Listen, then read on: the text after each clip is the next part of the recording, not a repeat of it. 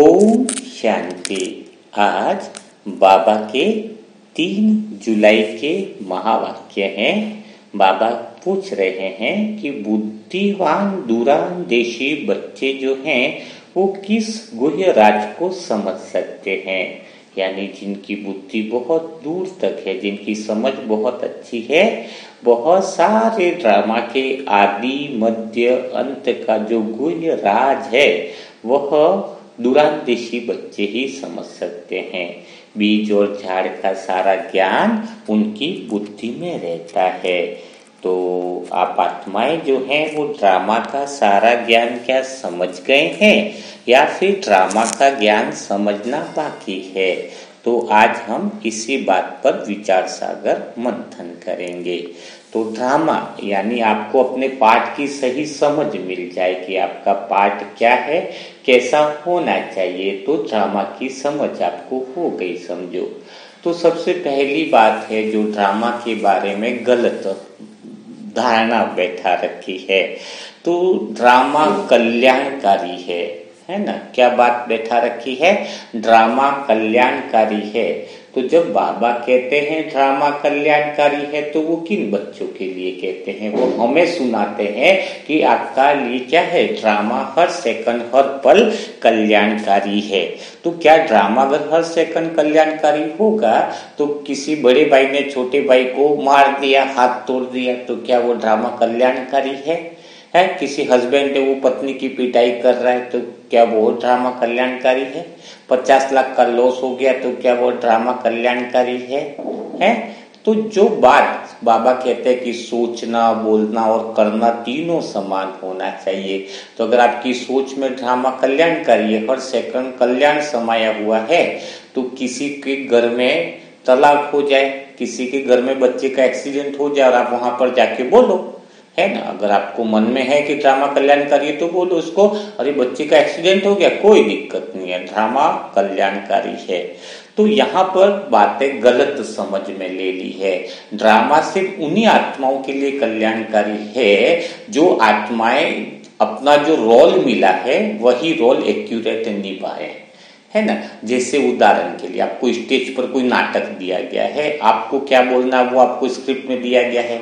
बच्चे हैं या फिर कोई पुलिस का रोल कर रहा है, उसको क्या बोलना दिया गया है।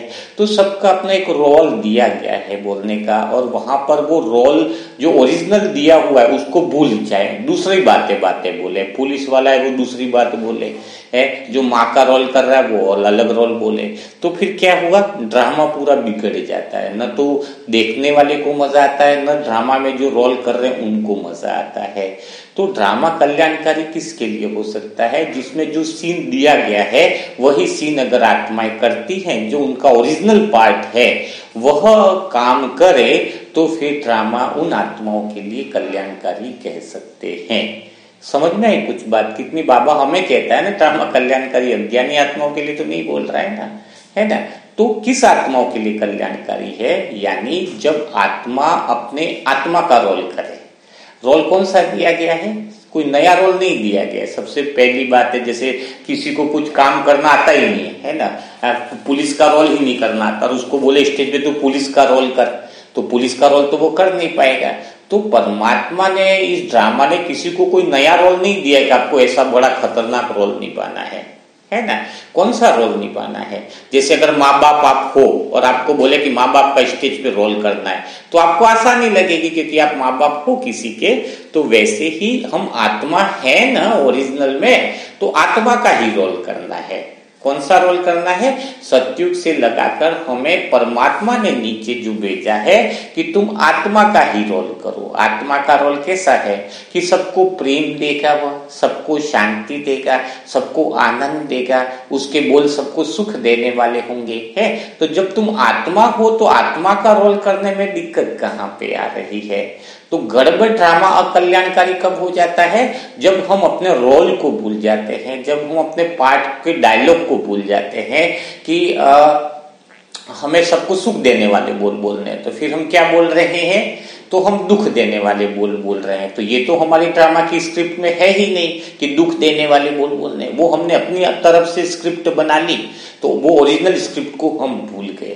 तभी तो भगवान आकर के फिर क्या कह रहे कि सभी ड्रामा के रोल को भूल गए। तभी तो वो ओरिजिनल स्क्रिप्ट याद दिलाने के लिए आए कि तुम्हें बोलना क्या है और तुम कर क्या रहे हो। 2500 साल तक तुमने अच्छी स्क्रिप्ट बोली, तुम्हारे डायलॉग बहुत सही थे, तुम्हारा जो रोल था वो बिल्कुल सही था, तुम आत्मा समझ करके सबको प्रेम कर रहे थे, सबको शांति दे रहे थे, सबको आनंद दे रहे थे। तो हमें ड्रामा उन्हीं आत्माओं के लिए कल्याणकारी है जिन आत्माओं को अपनी आत्मिक स्थिति में रोल करना आता है, जो अपने रोल को समझ गए।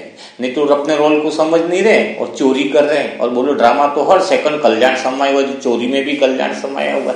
ये बात कहाँ से? तो ये जो भी निमित्त आत्माएं हैं कई सारी, जो ज्ञान को गलत समझ करके गलत तरीके से मान्यता और धारणा बैठा ली है। तो आज से बुद्धि में बैठाओ कि ड्रामा कल्याणकारी हम आत्माओं के लिए हो सकता है, क्योंकि अभी हमें समझ मिली है कि हम आत्मा समझकर कैसे रोल करें और उन आत्माओं को भी हमें अपने ओरिजिनल पार्ट की तरफ लेकर के जाना है। तो उनके लिए भी यह ड्रामा कल्याणकारी हो जाएगा। कोई जगह नहीं तो इतनी सजा खाएंगे तो कल्याण का है, उनको डंडे पड़ेंगे, ये पड़ेंगे। तो वो उनको ओरिजिनल में अगर उनके पार्ट का एहसास दिलाया जाए तो बहुत बढ़िया रहेगा। अब हम थोड़ा सा इस ड्रामा के अंदर और आगे बढ़ते कि ओरिजिनल में फिर हमारा पार्ट कैसा होना चाहिए। ओरिजिनल में हम आत्मा ऐसा क्या रोल करें, जो हमारी ओरिजिनल स्क्रिप्ट क्या है, कौन सी चीज हम भूल गए हैं, तो उसको थोड़ा सा हम रियलाइज करते हैं। तो अभी कैसा होता है, हमारे अंदर दो तरह के अनुभव हैं। एक तो है आत्मा का अनुभव है रियलाइजेशन, और एक है मन का अनुभव है। तो हम क्या करते हैं, मन जो है पुरानी दुनिया, जो ड्रामा भी फिनिश हो रहा है, पुरानी दुनिया को देखते हुए भी नहीं देखना है, बाबा कह रहे हैं आज, है ना, तो ड्रामा एंडिंग है। तो हमारा मन है इस पुरानी दुनिया को देखते हुए भी न देखे, क्योंकि अभी तो ड्रामा का सीन ही पूरा हो रहा है।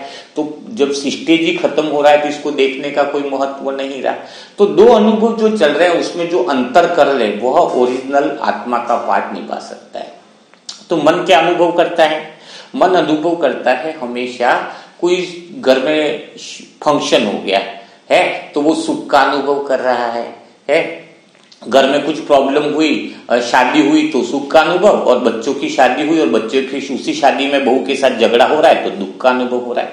तो मन के पास जो भी विचार आ रहे हैं, जो भी अनुभव आ रहे हैं, तो यह मन को पता है कि वह अनुभव का एक लिमिट टाइम पीरियड है, यानी थोड़े टाइम तक वो सुख का अनुभव देगा और उसी के बाद क्या हो जाएगा, वह सदाकाल नहीं रहेगा। मन के पास जो अनुभव है वो कौन से अनुभव हैं अभी इस समय संसार के, कि वह अनुभव सदाकाल के लिए नहीं रहेंगे। यानी अभी दुख चल रहा है तो वापिस थोड़ा सुख भी आ जाएगा, लेकिन सुख भी नहीं रहने वाला है, क्योंकि विचार जो उत्पन्न हुआ है वह विचार का एक टाइम पीरियड है, वो विचार फिनिश होगा। आपको खाना खाना है, रसगुल्ले खाने हैं तो विचार उत्पन्न हुआ, आधे घंटे बाद 1 घंटे बाद आपने खा लिया तो वो विचार फिनिश हो गया, है ना। तो जो भी आप संसार में अनुभव ले रहे हो, कामनाएं ले रहे हो, वो आपने क्या देखा, घर बनाओ तो खुशी मिलेगी, फिर घर की मेंटेनेंस का खर्चा, घर को संभालने का खर्चा है, और फिर दूसरा तो घर बनाया था तो सुख का अनुभव किया, थोड़े टाइम में सुख का अनुभव रहा और बाद में वही चीज क्या बन गई आपके लिए, दुख का अनुभव बन गई, है ना।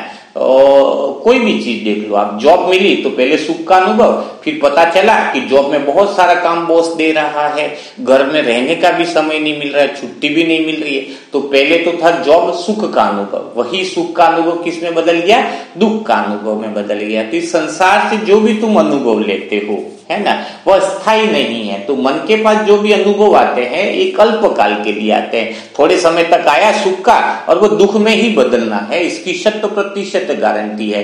क्यों? क्योंकि उत्पत्ति है यहाँ पर विचार की, तो उसी विचार का अंत भी यहाँ पर लिखा हुआ है। यानी जो विचार उत्पन्न हो रहा है वही विचार क्या हो जाएगा, वो एक टाइम पीरियड है, लिमिटेड है, तो वो खत्म होगा। तो अनुभव भी सदा काल का नहीं रहता है। तो मन सदा भय में रहता है। क्या भय में रहता है? कहीं 50 लाख भी आ गया तो सुख हुआ, लेकिन तुरंत ही उसको उसके साथ डर लगा रहता है, या कहीं गलत जगह न चला जाए, गलत इन्वेस्टमेंट में नहीं चला जाए, घर में रखा है तो फिर चोरी ना हो जाए। तो वो सुख का अनुभव है, उसके साथ में डर का अनुभव हो गया। शरीर के साथ में भी कुछ अच्छे से साड़ियां पहन रहे या फिर गाल में सुंदरता देख रहे हैं और थोड़े से पिंपल्स आ गए, थोड़े टाइम के पहले सुख का अनुभव था, शाम को किसी ने कह दिया कि तुम्हारे गाल पे तो पिंपल्स आ गए बहुत ज्यादा, है, तो वही सुख का अनुभव दुख में बदल गया, है ना। तो जब मन के जो अनुभव है, पहला एक अनुभव को मन को समझ में आता है कि टाइम पीरियड में बंधे हुए हैं, थोड़े टाइम में सुख है, फिर दुख का अनुभव होता है। दूसरा मन का क्या है अनुभव, क्या है कि वह जगह में भी बंधे हुए हैं, कि पर्टिकुलर आपके संबंधियों में, तो संबंधी भी तो सदा आपके पास रह नहीं सकते, आज हैं कल दूसरी जगह चले जाएंगे, जिससे प्यार करे वो सदा आपके पास रह नहीं सकता है ना। तो मन के जो अनुभव हैं वो अस्थायी है, क्योंकि ड्रामा है, रोल कर रहे हैं, तो वो कैरेक्टर सदा कैसे आपके साथ रह सकता है।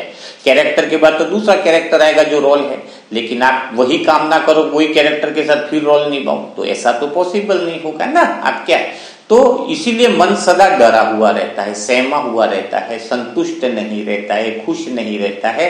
और आप एक सुख पूरा करोगे, तब तक कोई इच्छा पूरी करोगे, तब तक दूसरा दुख तैयार आकर के बैठा हुआ है, अब उसके पीछे लगे। तो मन सदा इसी राजनीति में, इसी संसारी दुनियावी मायावी के चक्रों में उलझता रहता है। तो समझदारी किसके अंदर है? समझदारी की आत्मा का अनुभव क्या है? आत्मा सदा काल के लिए शांति का अनुभव, अखंड शांति आत्मा के अंदर। ऐसा नहीं है कि आज शांति है और कल शांति आत्मा के अंदर गायब होगी, आज प्रेम है और कल प्रेम गायब हो गया, ऐसा तो है नहीं। तो आत्मा में रहने में, आत्मिक स्मृति का पाठ निभाने में, आत्मा का अनुभव करने में हमें यह एहसास रहता है, हमें यह ध्यान रहता है, हमें यह अटेंशन रहता है। क्या अटेंशन रहता है? हमें इस बात का अटेंशन रहता है कि परमात्मा का जो हमारा साथ है और आत्मा का जो अनुभव है वह किसी टाइम पीरियड में नहीं बदला हुआ है, समय और जगह में नहीं बदला हुआ है। आत्मा का कल अलग अनुभव था, आज अलग है, ऐसा नहीं है। तो हमें क्या करना चाहिए? हमें संसार में के अनुभवों के पीछे मन को नहीं भगाना चाहिए। जो संसार के अनुभव अस्थायी हैं, जो संसार के अनुभव थोड़ी देर के लिए सुख है फिर दुख में बदलने वाले हैं, तो इस दुख सुख से पार जो आत्मा में सदा काल का शांति है, सदा काल के अंदर प्रेम है, सदा काल का मौन है ना। प्रेम शांति, शांति और शोर से ऊपर जो मौन है आत्मा के अंदर, है ना। तो हमें क्या करना होगा? हमें उस मौन के अंदर, उस परम शांति के अंदर हमें उसका अनुभव करना होगा। और उसका अनुभव कहाँ से होगा? हम आत्मिक रूप में कैसे चले जाएंगे? मन बिल्कुल शांत हो जाए। मन जो है उसके शांत कब होगा? देखो, आपने एक चीज देखी होगी, जब किसी काम में आप बिल्कुल गहराई में डूबे हुए रहते हो ना, एक रस, तो आपके मन में कोई व्यर्थ विचार आएंगे नहीं, मानो लगेगा कि मन के विचार बंद हो गए हों, है ना। किसी काम की कोई लेखक है, कोई लिखने में इतना डूब जाता है उसको समय का ही पता नहीं रहता है। कोई किसी चीज में इतना खो जाता है कि उसको कुछ पता ही नहीं रहता है। तो हमें परमात्म प्रेम के अनुभव में अगर हम खो जाएं, परमात्मा की ज्ञान की गहराई में हम खो जाएं, स्व आत्मा के अनुभव की गहराई में अगर हम खो जाएं, तो मन का कोई रोल बचता ही नहीं है। मन बाप समान हो जाता है, मन आत्मा के समान हो जाता है। इसीलिए तो योग करने के अंदर हमें क्या होता है, जब हम किसी से विचार मिलते हैं तो अचानक वो मेहमान घर पे आ जाता है, किसी को याद करते हैं तो उसका फोन हमारे पास आ जाता है। तो जब हमें याद करने से वो हमारे पास आ जाता है, तो हम परमात्मा के साथ ऐसी डीलिंग करें, परमात्मा के साथ हम अपने अंदर की ऐसी फ्रीक्वेंसी बैठाएं कि हमें परमात्मा की वो फ्रीक्वेंसी जो है, भगवान की वो फ्रीक्वेंसी जो है वह हमें कैच हो। यानी ज्ञान बहुत सुन लिया, जरूरत है योग की। योग क्या है? योग का अर्थ भी समझ लेना है। अभी आपको पहला प्रश्न आ जाए कि मुझे बिंदु दिखता ही नहीं है योग में, या बिंदु उछलता है कूदता है, तो क्या मेरा योग सही है? या फिर आपके अंदर यह प्रश्न आ जाए कि मैं जो बाबा से बातें कर रही हूँ तो मेरा योग सही है या नहीं है ना। तो कैसे पता चलेगा कि आपका योग सही है या नहीं? आप भगवान के साथ अच्छे से योग लगा पा रहे हो या नहीं लगा पा रहे हो? तो इसका एक ही है, जैसे आपने एक हाथ में गुलाब जामुन रखा और आपने अनुभव किया, अनुभव करो कि आपके एक हाथ में गुलाब जामुन है कटोरी में, और उस गुलाब जामुन को आप लेकर के मुंह में डाल रहे हो, है ना। तो वो गुलाब जामुन इतना मीठा, इतना मजा आ रहा है, बहुत परम आनंद आ रहा है। तो इसका अर्थ क्या हुआ कि वो गुलाब जामुन नहीं होने पर भी उसका रस आपको अनुभव हो रहा है। वैसे ही आपका योग लग रहा है या नहीं, बाबा के साथ है नहीं, उसका एक ही सरल उदाहरण यह है कि अगर भगवान के गुण आपके अंदर आ रहे हैं तो समझ लेना कि आपका योग बहुत अच्छे से लगा हुआ ही है। आपके अंदर परिवर्तन आ रहा है, आपका भगवान के प्रति प्रेम बढ़ रहा है, आपके अंदर प्रेम भाव, दया भावना, आनंद की भावनाएं जो हैं वो भगवान के साथ अगर आ रही हैं तो आप ये अनुभव कर लेना, आप ये समझ लेना कि आपका भगवान के साथ गहरा योग है, परम आनंद का योग है। तो यह चेक करने का बहुत अच्छा तरीका है कि आपके अंदर बदलाव आ रहा है। आप 6 दिन पहले अलग थे, अभी आपकी प्रोग्रेस हो रही है, इसका मतलब योग होगा भगवान के साथ, तभी तो भगवान के गुण आपके अंदर आ रहे हैं ना, तभी तो मुरली मंथन सुन रहे हो। इसलिए कभी भी ये नहीं सोचना कि मेरा योग है या नहीं है। अगर आपके अंदर बदलाव आ रहा है तो आपका बहुत अच्छे से, बाबा ने चलते फिरते भी बोला है, याद करने के लिए बैठ करके भी बोला है, कुल मिलाकर के बाबा से बुद्धि जुड़ी हुई है, बाबा के गुण आपके अंदर आ रहे हैं, तो समझ लेना कि आप योगी आत्मा बनने के तरफ बढ़ रहे हैं। तो पहली बात आपको समझ में आ गई होगी कि आपको इस ड्रामा में सबसे ऊंचा जो ओरिजिनल रोल है, जब ड्रामा आपके लिए कल्याणकारी बन जाएगा, ड्रामा आपके लिए सुखद बन जाएगा, तो उसका पहला जो उदाहरण है वह यही है कि आप जो है वो आत्मा के अनुभव में रहो, मन को संसार के अनुभवों से दूर रखो, संसार की कहानियों से दूर रखो। संसार की कहानियां सिर्फ आपको फंसाने वाली है, मन को सुख दे ही नहीं सकती, सुख देंगी उससे ज्यादा आपको दुख ज्यादा देंगी। तो आत्मिक स्मृति का पाठ बजाओ, जिससे आप सबको सुख दो, सबको शांति दो, सबको आनंद दो। और दूसरा जो तरीका है आत्मा का अच्छे से आपका रोल करने के लिए तो वो सबसे पहला जो तरीका है वह है कि जैसे बाबा से योग लगाकर ढंग से दिल से कैसे बातें करनी है वह आपको आना चाहिए, है ना। बाबा के साथ आपका अनुभव बहुत गहरा होना चाहिए। तो सबसे बड़ी बात है इस आत्मा का, इस संगम युग में जो है इस समय जो आपका रोल होना चाहिए, अभी आपका रोल क्या होना चाहिए उसको समझो कि मेरा इस समय रोल क्या होना चाहिए। इस समय आपको भगवान के अलावा कोई भी चीज याद न आए, भगवान की ही याद आए, परमात्मा के अलावा आपको और कोई बात याद न आए तो कहेंगे कि आपका रोल बड़ा परफेक्ट है। तो भगवान से गहरी याद बनी रहे तो आपके सारे ओरिजिनल जो आत्मा का पार्ट है वह स्वतः ही खुलता जाएगा।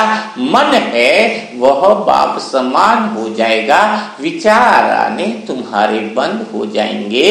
तो तुम अपना समय न वेस्ट करते हुए भगवान की गहरी याद में डूब जाओ। यह समय, यह जो समय है उसमें आपका सबसे बढ़िया पार्ट भगवान की याद में रहने का है। तो आज अभी हम अनुभव करेंगे कि भगवान की याद सदा रहने के लिए आपके सर्व संबंध भगवान के साथ होने चाहिए। भगवान की याद आपके पास सदा बनी रहे, निरंतर बनी रहे, आपका पाठ बहुत ऊंचा बना रहे, उसके लिए दोस्त का, साजन का, बाप का, टीचर का सर्व संबंध आपको गहराई से अनुभव करने हैं। तो जब सारे संबंधों में आपने दोस्त का अनुभव कर लिया है, पिछले सेशनों में बड़े भाई का भी अनुभव किया है, सजनी और साजन का भी अनुभव कर लिया है, बाप का भी अनुभव कर लिया है, तो आज हम कौन से चीज का, कौन से संबंध का अनुभव करेंगे? आप सभी आत्माओं को तैयार रहना चाहिए। अभी इस समय हम बच्चे के संबंध का अनुभव करेंगे, क्योंकि जब तक इस संगम युग में जिस आत्मा ने बाबा के साथ बच्चे का संबंध नहीं बनाया है वह आत्मा का मन अपूर्ण ही रहेगा, क्योंकि बाबा को सबसे प्यारा संबंध बच्चे का लगता है।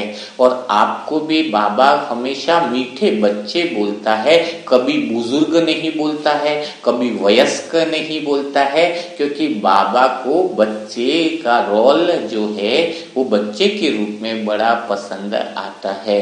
तो आपको भी बाबा आपको बच्चे के रूप में पसंद करता है, तो हम बाप समान आत्माएं बाबा को भी बच्चे के रूप में अपनाएं, बाबा को बच्चे के रूप में हम अपना गहरा, इतना गहरा संबंध बना ले कि वह अलग ही न हो।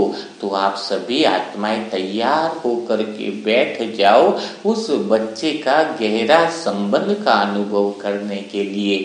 बच्चे का इसलिए गहरा संबंध अनुभव होता है क्योंकि माँ बाप का बच्चे के साथ बड़ा गहरा प्रेम होता है। इतना गहरा प्रेम होता है कि बच्चे के लिए कुछ भी करने को तैयार हो जाते हैं। बच्चे का चेहरा देखकर सारी बातें भूल जाते हैं।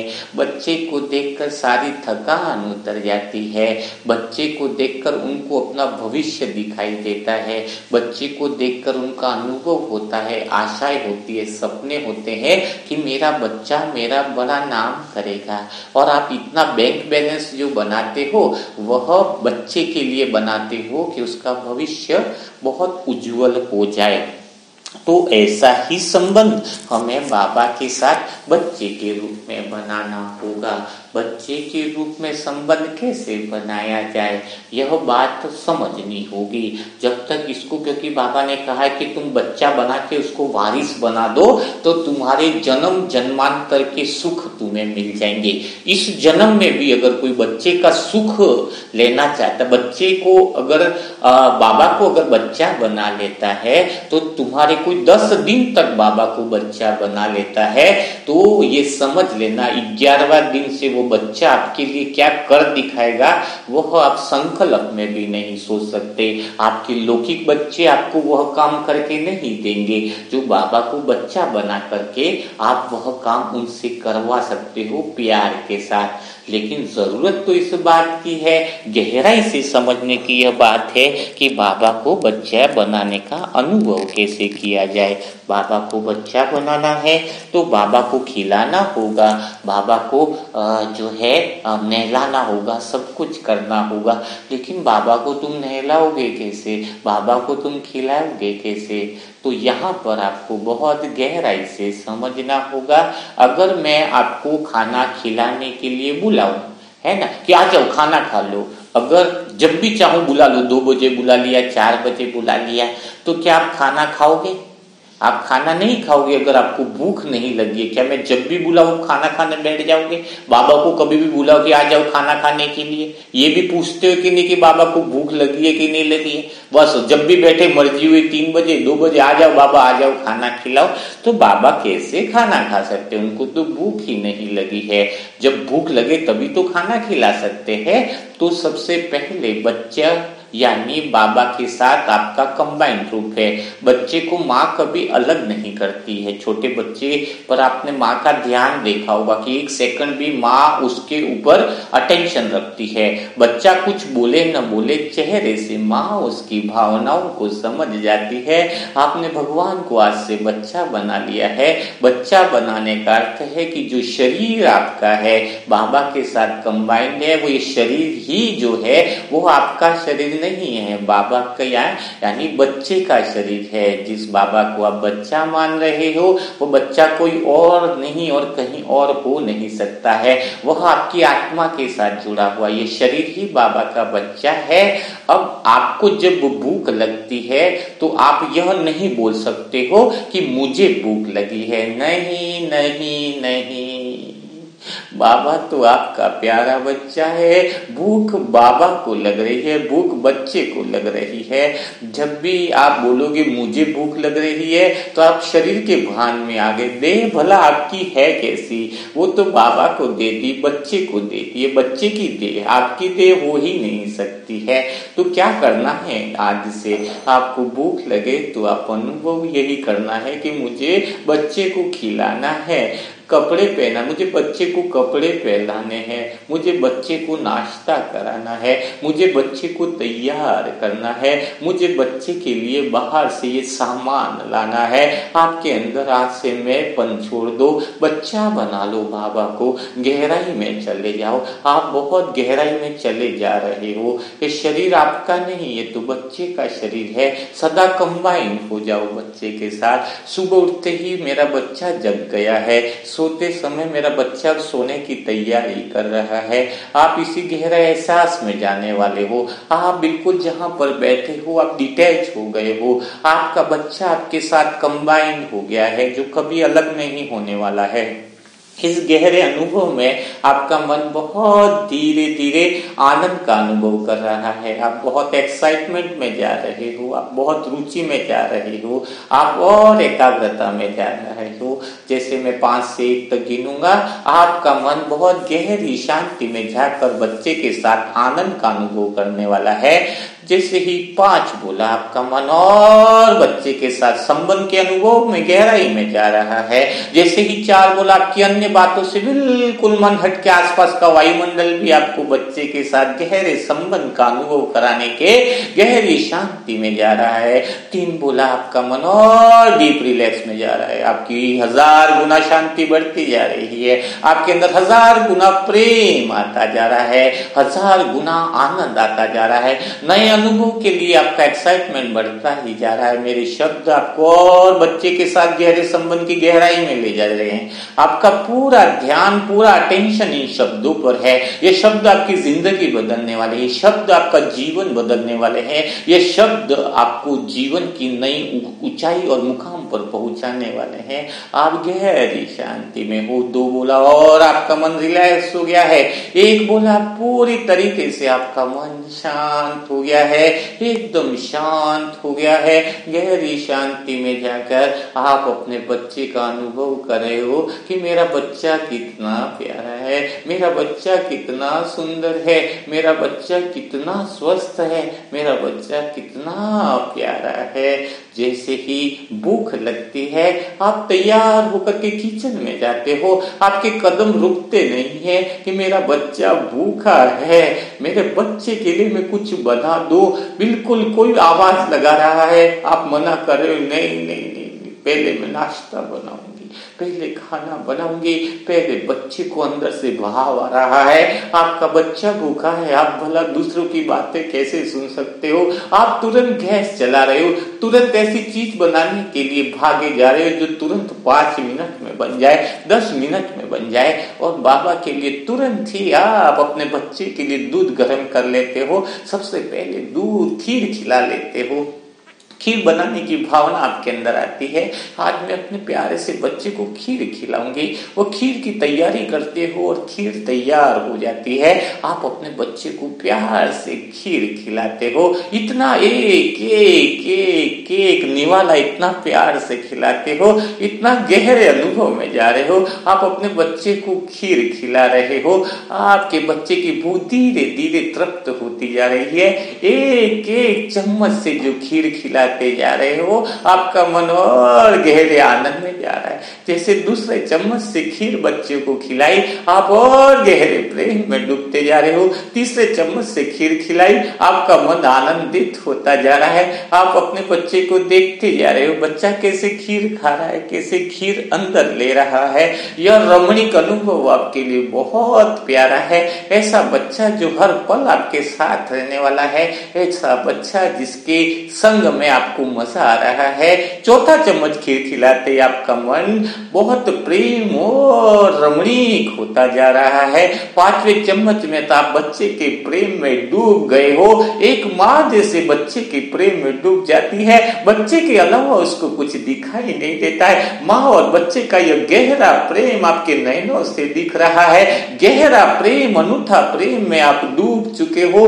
खीर खिलाते जा रहे हो, आप अपनी मगन अवस्था में हो। दुनिया समझ नहीं पा रही है ये हो क्या रहा है, और आप अंदर के अंदर अपने बच्चे को खीर खिलाते जा रहे हो और बीच में मुंह भी पोंछते जा रहे हो। इतना गहरा, इतना प्यारा अनुभव। मुंह पोंछने के लिए भी कपड़ा कितना साफ है, कितना सुंदर है। आप अपने बच्चे को भला गंदे कपड़े से कैसे मुंह पोंछ सकते हो? कपड़ा इतना सुंदर तरीके से, साफ तरीके से स्वच्छ है, कुछ स्वच्छ कपड़े से आप अपने बच्चे का मुंह पोंछते हो। आप बड़े आनंद में हो और गहरे आनंद में जाते हो। इसी आनंद में आपको अनुभव होता है कि जब बच्चे ने खाना तो खिला दिया है, नाश्ता करा दिया है, अब मैं अपने बच्चे को वॉकिंग कराने के लिए गार्डन में लेके जाती हूँ। आपके कदम बढ़ते जा रहे हैं, आप अंदर के अंदर बच्चे से बातें कर रहे हो। बच्चा, तेरी भूख तो खत्म होगी ना मेरा बेटा, तू भूखा और तो नहीं है, वरना और भी कुछ मैं तेरे लिए बना दूं। खीर तुझे पसंद नहीं है तो कुछ और मैं तुझे बना दूं, लेकिन मैं तुझे तली हुई चीजें नहीं खिलाऊंगे, मैं तुझे सात्विक भोजन खिलाऊंगे जो तेरे शरीर को स्वस्थ और निर्मल बना देगा। बिना तेल की, बिना मसाले की सात्विक भोजन आपकी तैयारियां रहती है कि मैं अपने बच्चे को दोपहर में बिना एकदम प्यारा सा भोजन बनाऊंगी जो उसके शरीर को स्वस्थ रखेगा। आप गार्डन में उसके साथ घूमने निकल जाते हो, वॉकिंग करने निकल जाते हो, अपने बच्चे के साथ आप बातें कर रहे हो कि देखो कितना अच्छा नजारा है, कितनी हरियाली है। आपको बच्चे को वॉकिंग कराने में आपको परम आनंद आ रहा है। आपको अनुभव हो रहा है कि जितना मैं अपने बच्चे को वॉकिंग कराऊंगी वह और स्वस्थ रहेगा और प्रकृति से प्रेम करेगा। उस गहरे प्रेम में आप डूबते जा रहे हो और बच्चे को वॉकिंग कराते जा रहे हो, पूरे गार्डन के चक्कर लगाते जा रहे हो। उस परम आनंद में शरीर की, बच्चे की एक एक कोशिका स्वस्थ हो रही है, खून एकदम स्वस्थ रीति से दौड़ रहा है, शरीर एकदम तंदुरुस्त और फास्ट तरीके से बढ़िया से वर्क कर रहा है। आपका बच्चा कोई साधारण बच्चा नहीं है, उसमें दिव्य शक्तियां हैं, उसमें दिव्य पावर है। इसका शरीर साधारण नहीं है, दिव्य शरीर है। आपका बच्चा सबको निर्मल आंखों से देखता है, प्यार और पवित्रता की आंखों से देखता है। बच्चे की आंखों में भला विकार कैसे हो सकता है? आपकी आंखें आपकी नहीं रही, वो बच्चे की आंखें हैं, सुंदर आंखें हैं। आप इन आंखों को देखकर बड़ा प्यार करते हो। मेरी बच्चे की आंखें कितनी सुंदर है, कितनी निर्मल है, जो सबको प्यार से देखती है, सबको आनंद की तरफ से देखती है। गार्डन में चलने वाली सारी आत्माएं आपको बहुत अलग ही नजर से देख रही है, मानो कोई छोटा बच्चा जा रहा है। उसमें एक रूहानी आकर्षण है, जिसके नयनों में दिव्यता है, जिसके नयनों में निर्मलता है। आप जैसे कदम बढ़ाते जा रहे हो, आपके बच्चे के कदम जैसे धरती पर ऐसे चल रहे हैं, मानो इतनी दिव्य शक्ति प्रकृति की पांचों तत्व आपको सलाम कर रहे हो। आपके बच्चे को इतना प्यार करता हुआ देखकर आप बड़े खुशी और आनंद में अनुभव करते हो कि मुझे इतना प्यारा बच्चा मिला, इतना विश्व का सबसे ज्यादा सुंदर बच्चा आप ही का है। आपको नशा चढ़ता है कि संसार में सबसे सुंदर बच्चे को पाकर मेरा जीवन धन्य धन्य हो गया। ऐसा बच्चा जो सबसे ऊंचा है, ऐसा बच्चा जिसके अंदर सबसे सुंदर गुणों से भरे हुए हैं, ऐसा बच्चा जिसके नयनों में इतनी पवित्रता है, ऐसा बच्चा जिसके अंदर, देह के अंदर इतना आकर्षण है, रूहानी आकर्षण समाया हुआ है कि सारी दुनिया देखकर दंग रह जाती है। आप धीरे धीरे छोटे छोटे कदमों से आगे बढ़ते जाते हो। बच्चे को चलता हुआ देखकर आप बड़े प्रसन्न होते हो, आप बड़े परम आनंद का अनुभव करते हो। पूरे गार्डन का चक्कर लगाकर जैसे ही घर की तरफ आते हो, आप बड़े उमंग उत्साह में रहते हो कि मेरा बच्चा कितना प्यारा है, कितना सुंदर है, कितना रमणीक है। बच्चे को थोड़ा सा घर पर जाते ही इच्छा होती है इसको नहलाकर दूसरा ड्रेस पहनाती हूँ, नया ड्रेस पहनाती हूँ। नया ड्रेस तो आपके पास है नहीं, तुरंत आप बाजार पहुंचते हो कि आज बच्चे के लिए मैं खरीदारी करूंगी, बच्चे के लिए कुछ नया सामान लूंगी, बच्चे के लिए कुछ नई बातें लूंगी, नई चीजें लूंगी, और बच्चे को कंफर्टेबल हो वो सारे कपड़े आप लेते हो। बहुत रमणीक अनुभव होता है। वो कपड़े खरीदे पहले कई बार थे, लेकिन आज बच्चे के लिए जो कपड़े खरीद रहे हो उसमें अनन्य प्रेम समाया हुआ है, उसमें अनन्य आनंद समाया हुआ है। वाह मेरा भाग्य कि मेरे को इतने सुंदर बच्चे के लिए ड्रेस खरीदने की इच्छा हो रही है। दुकानदार एकदम से अलग ही भाव में आ जाता है, आपके बच्चे के चेहरे का भाव बहुत ही अलग दिखाई दे रहा है। आपके चेहरे में आपके बच्चे का भाव दिखाई दे रहा है। आपके हाथों के अंदर वो दिव्य पवित्रता की शक्ति बच्चे की चारों तरफ दुकान में फैल रही है। आपके पाँवों के अंदर इतनी रमणीकता और इतनी प्योरिटी है कि उस दुकान में कदम रखते ही सारी दुकान में भीड़ लगने लग जाती है, सारी कस्टमरों की भीड़ लग जाती है। दुकानदार आपको देखकर खुश हो जाता है। वो आपसे कहता है कि आपके कदम हमारे लिए अहोभाग्य है, आप जो चाहे वो खरीदो, पैसा इच्छा है उतना दीजिएगा। ऐसा सुनकर आपको अपने बच्चे पर नाज होता है कि मेरा प्यारा बच्चा, इतना अच्छा बच्चा, इतने उसके पाँव कोमल और मुलायम है कि जिसके कदम पड़ते ही सृष्टि बदलने लगती है। अब इस संसार में ऐसा बच्चा आ गया है जो संसार को बदलने का काम करेगा। आपको अपने बच्चे का भविष्य दिखता है। यह बच्चा सारे विश्व में शांति लाने वाला काम करने वाला है। यह बच्चा कोई साधारण नहीं है, सबके दुखों को दूर करने वाला है। इस बच्चे के कान इतने रमणीक है कि वो व्यर्थ बातों से परे रहता है। इस बच्चे की नयन इतनी प्योर है कि फालतू साधन और व्यर्थ टीवी और व्यर्थ मोबाइलों से दूर रहता है। इसके मुख में इतना मीठे बोल समाये हुए हैं कि वह सबको सुख देता है। मेरा बच्चा सदा अच्छा बोलता है, मेरा बच्चा सदा अच्छा सुनता है, मेरा बच्चा सदा अच्छा देखता है। इस गहरे अनुभव में अपने आप से बातें करते हुए आप घर में प्रवेश करते हो। जैसे ही आप घर में प्रवेश करते हो, आपकी पवित्रता और आपकी दिव्यता और आपके बच्चे की कोमलता से पूरे घर के परिवार के सदस्यों का वायुमंडल बदल जाता है। एक रमणीक वायुमंडल बदल हो जाता है। ऐसी दिव्य शक्ति का जब घर में आगमन हो रहा है, मानव संसार का पूरे घर का कोना कोना एकदम गुणों से सुगंधित हो गया है, गुणों से महक गया है। बहुत परम आनंद का अनुभव हो रहा है। अब जैसे ही रात होती है, बच्चे को बोलते हैं, चलो मेरे प्यारे लाडले बच्चे, अब 9 बज रही है, 9:30 बज रही है, अब सोने की तैयारी करते हैं। आप अपने बच्चे के साथ दिल से लगा के, सीने से लगा के उस प्यारे से बच्चे को सुलाते हो। बड़ा मजा आता है, बड़ा आनंद, उस गहरे अनुभव में आप गहरी नींद में चले जाते हो। इतनी गहरी नींद जो पहले कभी नहीं पाई। ऐसने बच्चे को उस कलेजे से लगाकर आपका दिल सुकून में हो जाता है। आपका मन बेचैन मन को मानो शांति मिल गई, चैन मिल गया। ऐसा निस्वार्थ प्रेम करने वाला बच्चा, इतना प्यारा और रमणीक बच्चा आपके पास है, आपके साथ है। उसको कलेजे से लगाकर आपका दिल एकदम गहरे प्रेम में डूब जाता है। और किसी की याद नहीं, और किसी की स्मृति नहीं। आप और बच्चा, माँ और बच्चे का यह अनोखा मिलन इतना अनन्य प्रेम देकर प्रकृति के पांचों तत्व फूल बरसा रहे हैं। इतना गहरा प्रेम, इतना गहरा आनंद, इतना गहरा दिल का कनेक्शन देखकर सबको बहुत रोमांच का अनुभव हो रहा है। और आप गहरी नींद में बच्चे के साथ सो जाते हो। सुबह उठते ही बच्चे को गुड मॉर्निंग कहते हो। सुबह जल्दी ही आपका बच्चा उठ जाता है, तैयारी करता है क्लास में जाने की, मुरली सुनने की। और आप मुरली सुनने के लिए मुरली क्लास में पहुंच जाते हो। देखते हो कि मेरा बच्चा कितना ध्यान से पढ़ाई करता है। मेरे बच्चे के कान पूरी तरीके से मुरली पर रहते हैं, टीचर की पढ़ाई पर रहते हैं। पूरी तरीके से मुरली में सिखाई हुई बातें बच्चा ग्रहण कर लेता है। बच्चा सर्वश्रेष्ठ हो जाता है, बच्चा बहुत आनंद से भरपूर हो जाता है। अब आपको थोड़ी बहुत फिक्र रहती है कि मैं बच्चे के जीवन के लिए बैंक बैलेंस बनाऊं, तो जो भी धन आ रहा है उस बच्चे के नाम की आप एफडी करते जा रहे हो, उस बच्चे के नाम का बैंक बैलेंस बनाते जा रहे हो। जो भी आपके पुण्य खातों का जमा खाता है, पुण्य खातों का बल है, वह आप अपने बच्चे को अर्पित कर देते हो। जो भी आपको सुख मिलने वाले हैं वो अपने बच्चे के जीवन में लगा देते हो। इस तरीके से आप बच्चे को वारिस बना देते हो। उस गहरे अनुभव में आपका जीवन बहुत बड़ा श्रेष्ठ और उत्कृष्ट होता जा रहा है। आप परम आनंद में जाते जा रहे हो, गहरे आनंद में डूब रहे हो।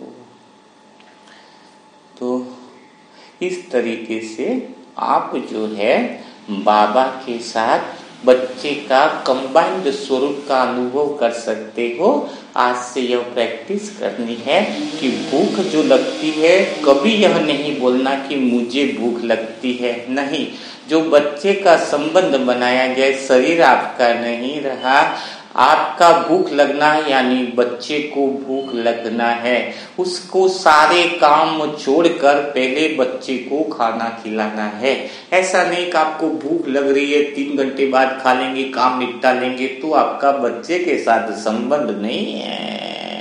बच्चे के साथ तो गहरा संबंध है, तो आपकी आंखों में पवित्रता रहेगी, क्योंकि बच्चा कभी किसी को अपवित्रता की दृष्टि से देखता ही नहीं है। आप देख ही नहीं रहे, बाबा देख रहा है, मेरा बच्चा देख रहा है, मेरा बच्चा बोल रहा है, मेरा बच्चा सुन रहा है।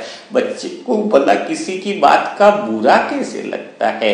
बच्चे में तो अहंकार ही नहीं होता, निरहंकार होता है। हम तो छोटे बच्चे, बाबा के छोटे बच्चा है वो मेरा, प्यारा बच्चा है वो मेरा। मैं इतना पुण्य कर्म जमा करूंगा जो मेरे बच्चे का जीवन बदल जाए। मैं दिन में देखूंगा कि मैंने पुण्यों की कमाई कितनी करी।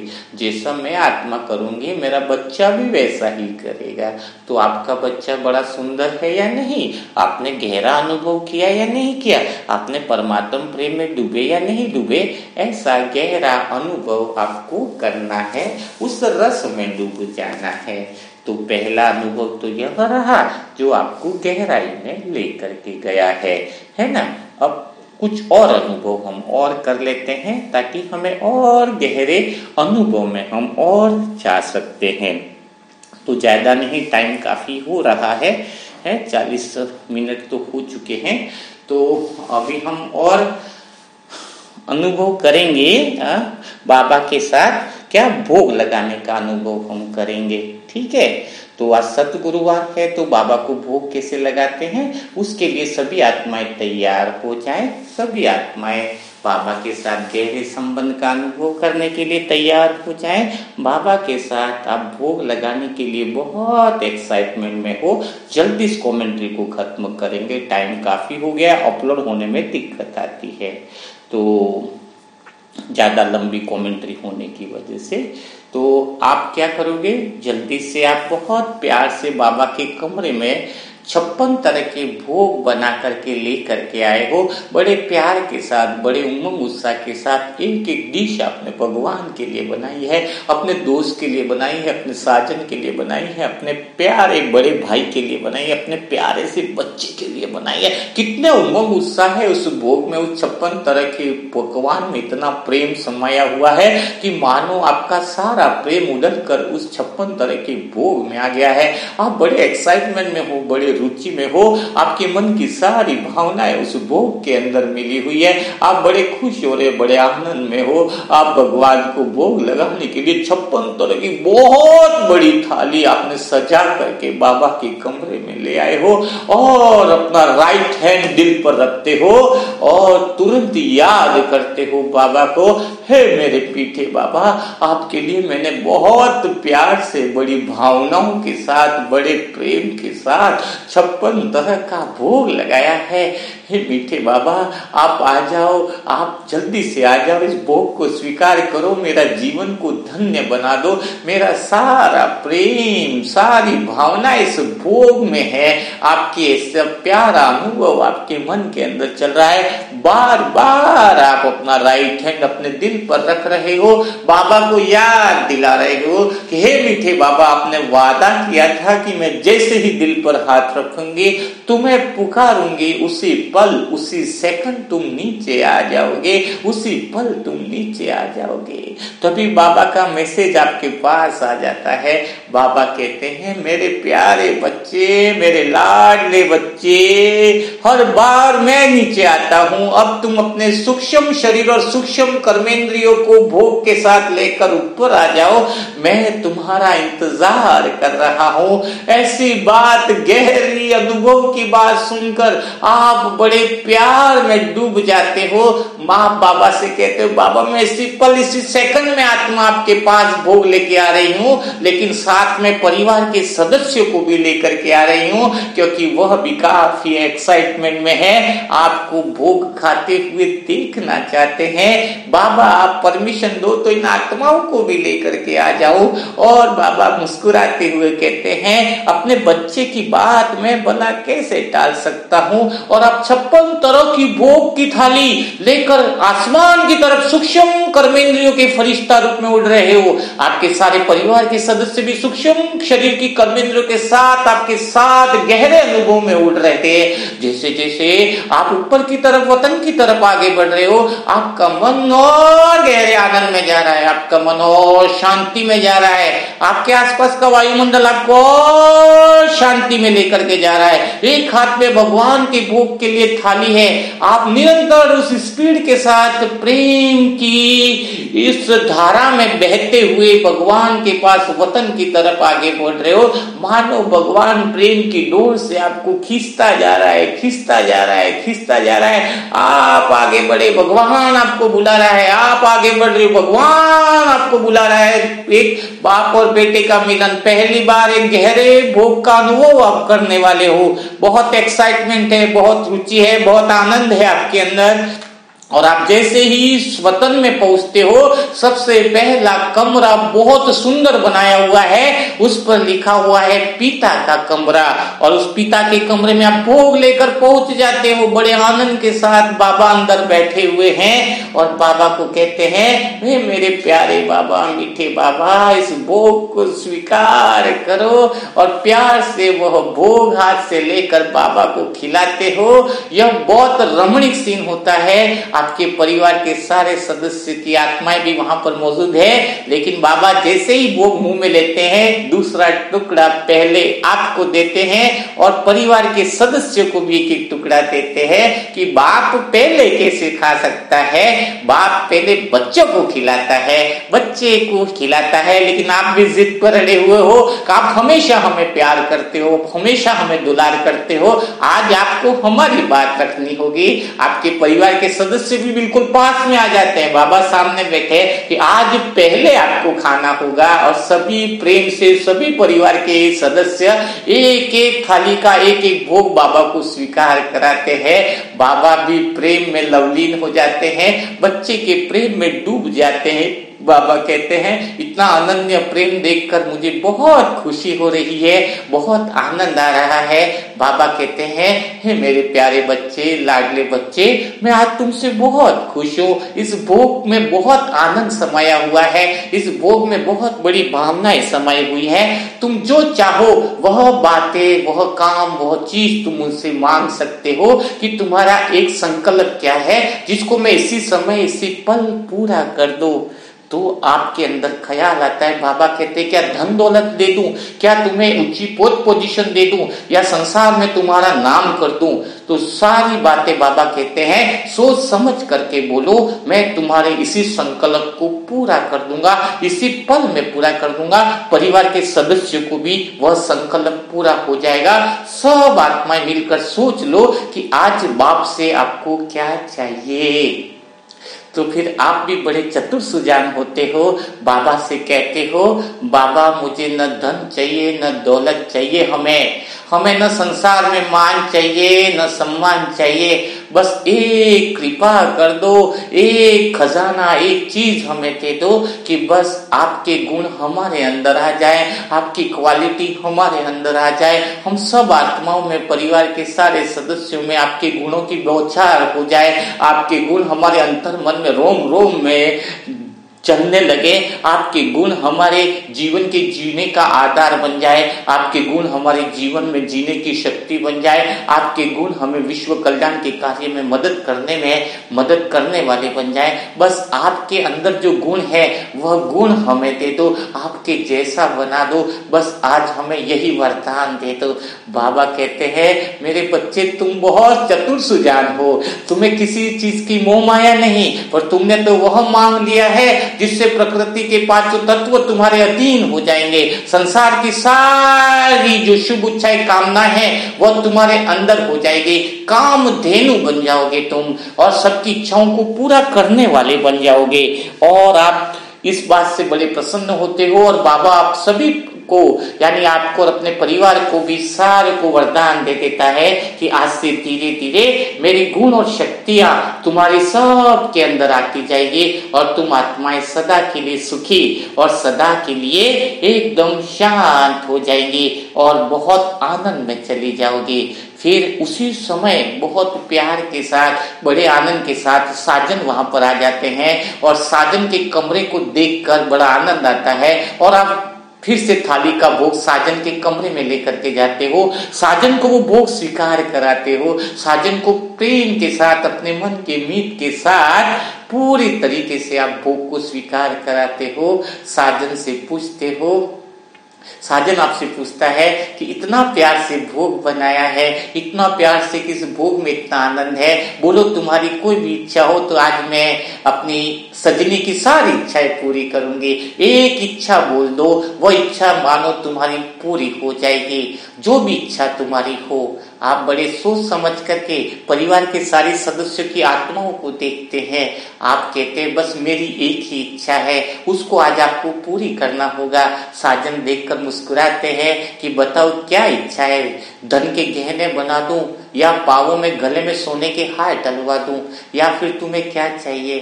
तो आप बड़े प्यार से आंखों में प्रेम की अश्रुधारा निकालते हुए कहते हो कि तुमने बिना मांगे हमें सब कुछ दे दिया, इतना प्यार दे दिया जिसकी कोई कीमत नहीं है। बस आज मेरी एक ही इच्छा है कि तुम मुझे इतनी ताकत दे दो, इतनी पावर दे दो कि मैं तुम्हारी इच्छाओं को पूरी कर सकूं।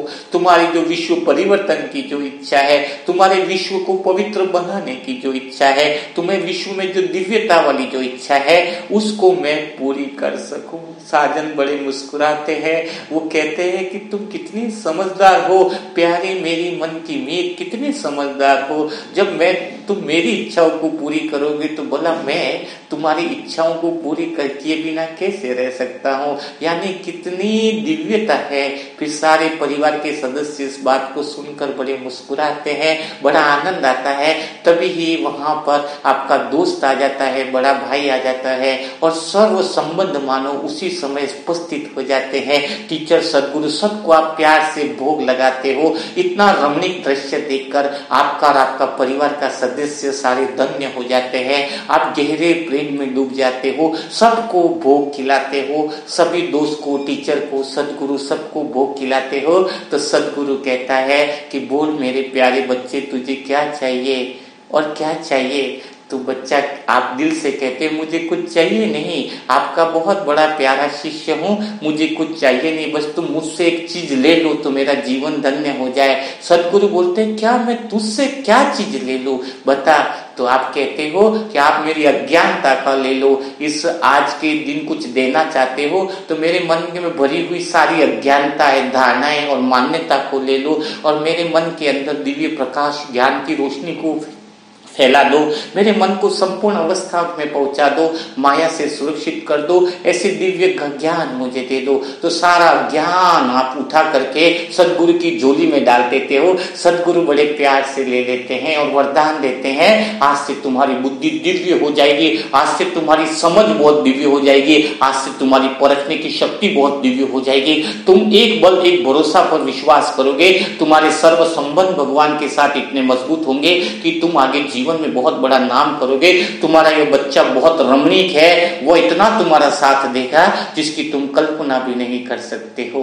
ऐसी गहरी बातों को सुनकर आपका मन बड़ा प्रसन्न हो जाता है, बड़ा आनंद में हो जाता है। फिर सर्व संबंध आपको मिलकर आपके परिवार को सबको प्यार से भोग खिलाते हैं। बाबा आपको भोग खिलाते हैं, टीचर आपको भोग खिलाता है, सदगुरु एक एक मिलकर हर एक पकवान आधा 1 घंटे तक आपको प्यार से, भगवान आपको भोग खिलाता है, आपका दोस्त आपको प्यार से खाना खिलाता है, आपका टीचर आपको भोग खिलाता है, आपका सदगुरु आपको प्यार से भोग खिलाता है, आपका बड़ा भाई आपके सर पर हाथ फेर कर चेक की बात याद दिलाता है कि चेक तैयार है, जितना चाहो उतना भर लेना, तैयारी करना, मैं भी तैयार बैठा हूँ। उस तरीके से आप परम आनंद में चले जाते हो, गहरे आनंद में खो जाते हो और धीरे धीरे वापिस वहां से विदाई लेकर अपने परिवार के सदस्य की आत्माएं सारी बाबा से दिल से आशीर्वाद लेकर, दिल से दुआएं लेकर नीचे वापिस अपने कमरे में आ जाते हो और उस गहरे अनुभव में खो जाते हो, उस गहरे परम प्रेम के अनुभव में खो जाते हो जो दुनिया का सबसे बड़ा अनोखा अनुभव है, सबसे बड़ा अनूठा अनुभव है। इस अनुभव को जीवन का आधार बना के आपका जीवन धन्य हो जाता है। बाबा को बच्चा अगर बना लिया है तो आपका शरीर सदा के लिए स्वस्थ हो जाएगा, सदा के लिए सुंदर हो जाएगा। तो बाबा का बच्चे के साथ आपका संबंध कैसा रहा, बाबा को भोग लगाने का अनुभव आपको कैसा रहा, यह सारी बातें आज कमेंट बॉक्स में जरूर लिखिएगा, ताकि हमें पता चले कि आप कैसा अनुभव कर रहे हो। वैसे तो आप सारी आत्माएं लिख ही रहे हो कमेंट बॉक्स में, लिखने से क्या होगा, पहले ही बताया, मन में वो पैटर्न बन जाएगा, वो सर्व संबंधों के अनुभव आपके अंदर बन जाएंगे। तो इस तरीके से आप आज पूरा दिन गहरे अनुभव में रहना। व्हाट्सएप पर आज स्वयं से कैसे बातें करें या फिर दूसरी कमेंट्री आज दी जाएगी आपको सबको व्हाट्सएप नंबर पे, क्योंकि जितनी कमेंट्री आप सुनोगे उतने आपके पाप और विकर्म खत्म हो जाएंगे और आपके अंदर की दिव्य शक्ति अब बाहर आकर आपको सदा के लिए निर्विघ्न बना देगी। एक ही इलाज बचा है, ज्ञान बहुत सुन लिया, योग का समय है, बाबा को कंबाइन रखने का समय है। तो व्हाट्सएप पर कमेंट्री जिनको नहीं मिलेगी वो मैसेज करेंगे। 7202921969 यह व्हाट्सएप नंबर है, उस पर आपको स्वयं से कैसे बात करें उसकी भी कमेंट्रियां अभी मिलेंगी। तो कल फिर मुलाकात करेंगे ऐसे मुरली मंथन के साथ। तब तक सभी आत्माओं को ओम शांति, ओम शांति, ओम शांति।